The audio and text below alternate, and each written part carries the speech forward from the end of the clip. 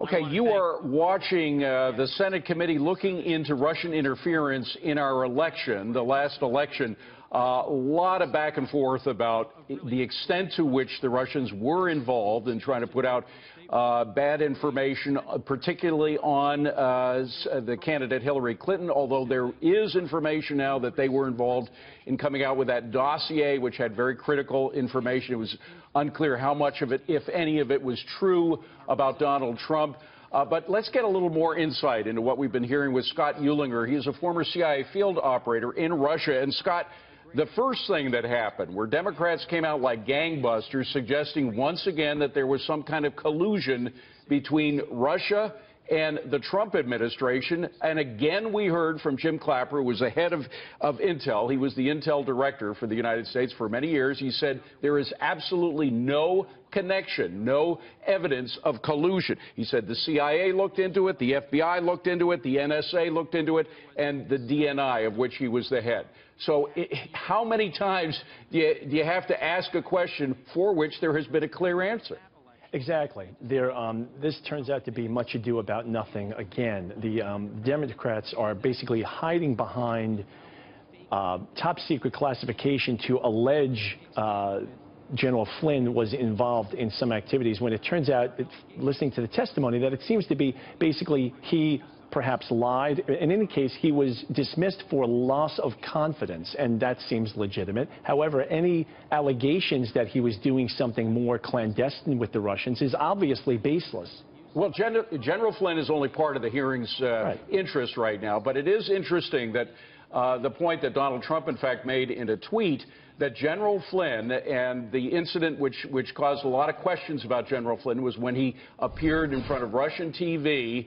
That was in 2015. And after that, the Obama administration gave him clearance. And about that, Donald Trump wrote, General Flynn, if we can go back to that tweet, put that tweet back up on the screen. General Flynn was given the highest security clearance by the Obama administration, but the fake news seldom likes talking about it. So why, in fact, if the Obama administration had information about his visit to Russian television, which is a propaganda arm of the Putin administration, why didn't they refuse to give him clearance? Right, probably because there was nothing there actually for them to cause them to dismiss his security clearance. Exactly. Again, there's nothing there. And even Ms. Yates was also hiding behind the secret information. She was very happy to discuss her actions, her fears of Russian blackmail in alerting the White House and the vice president, but she's describing her own actions and none of those of General Flynn. And again, because I believe General Flynn did nothing untoward except perhaps exercise some bad judgment. But there's certainly nothing sinister or clandestine here. Well, the one thing that is sinister is that somebody was leaking information about some of these unmaskings, which may or may not have been legitimate, the unmaskings themselves.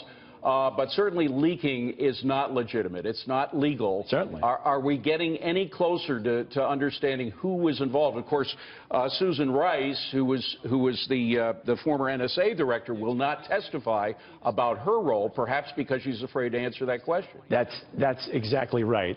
She is, as Sir Arthur Conan Doyle would say, the dog that didn't bark. That's right. I'm very suspicious of her reluctance to offer any kind of testimony at this point. I think she's the key, because there was a lot of abuse, I believe, going on as far as unmasking of individuals. Both DNI Clapper and Ms. Yates both stated that they had read intercepts which featured unmasked Americans, in this case, actually, President Trump and some of his associates. At the same time, they admitted that they never targeted either campaign, but they did see a lot of there were a lot of wholesale unmaskings, I believe, under the Obama administration that seemed rather suspicious to me.